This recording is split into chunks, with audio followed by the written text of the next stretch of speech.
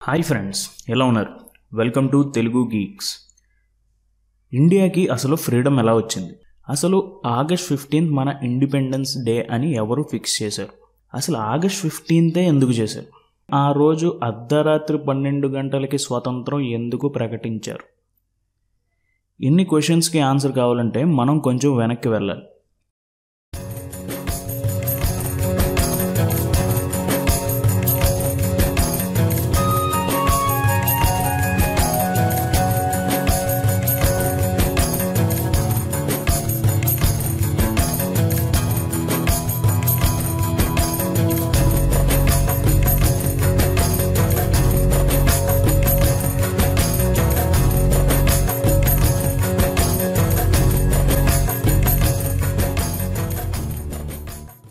ఒకవైపు గాంధీ ధర్నాలు, సత్యాగ్రహాలు, ఒకవైపు Netaji Indian National Army form చేయటం, ఇవి 1940స్లోనే బ్రిటిష్కి తలనొప్పిగా మారాయి.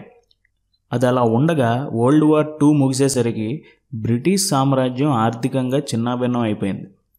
దానికి తోడు 1945లో ఇంగ్లాండ్లో లేబర్ పార్టీ గెలిచింది. లేబర్ పార్టీ ఎలక్షన్స్లో నుంచున్నప్పుడే వాళ్ళిచ్చిన కొన్ని హామీలలో ఒకటి బ్రిటిష్ కాలనీస్ని రద్దు చేస్తామని. అందులో భారతదేశం కూడా ఉంది.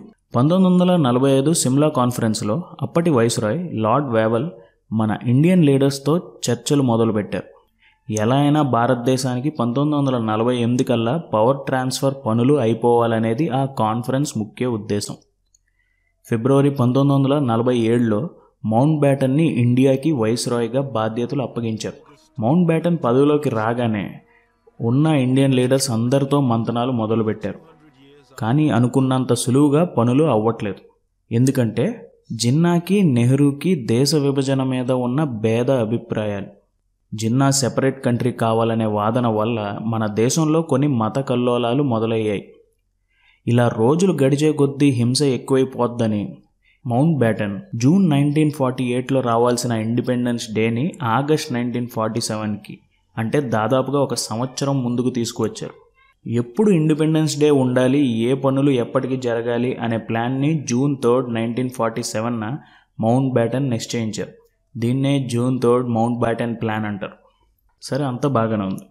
ఆగస్టులో 15 ఎందుకు ఫిక్స్ చేశారు? ఇది కొంచెం కామెడీగా ఉంటుంది, కానీ నిజం. 15 అనేది మౌంట్ బ్యాటన్ లక్కీ నెంబర్. అవును, అది Mountbatten lucky number. And August 15, 1945లో జపాన్ సైన్యం మౌంట్ బ్యాటన్ ఎదురుగా లొంగిపోయినందువల్ల మౌంట్ బ్యాటన్కి ఆ నెంబర్ అంటే ఇంకా ఎక్కువ ఇష్టం. కానీ ఈ విషయాన్ని మన భారతీయ జ్యోతిష్యులు ఒప్పుకోలేదు. 15 అనేది మంచి రోజు కాదని వేరే రోజుల్ని ప్రతిపాదించారు. కానీ దానికి మౌంట్ బ్యాటన్ ససేమిరా వద్దన్నారు. ఇంకా నెహ్రూ మధ్యవర్తిత్వం చేయడంతో జ్యోతిష్యులు ఏం చేశారంటే డేట్ 15 అని ఉన్న అర్ధరాత్రి 12కి స్వతంత్రం ప్రకటించాలని అడిగారు. దాంతో మౌంట్ బ్యాటన్ కోరిక తీరుద్ది, మన జ్యోతిష్యులకి ఆ సంఖ్య నుంచి బయటపడినట్టు ఉంటుందని దానికి ఒప్పుకున్నారు. అందుకే మనం అనుకుంటాం భారతదేశానికి అర్ధరాత్రి స్వతంత్రం వచ్చిందని. ఇదే కాదు, జవహర్లాల్ నెహ్రూ స్పీచ్ను కూడా మన జ్యోతిష్యులు ఎప్పుడు చెప్పాలో, ఏ టైంకి చెప్పాలో నిర్ణయించారు.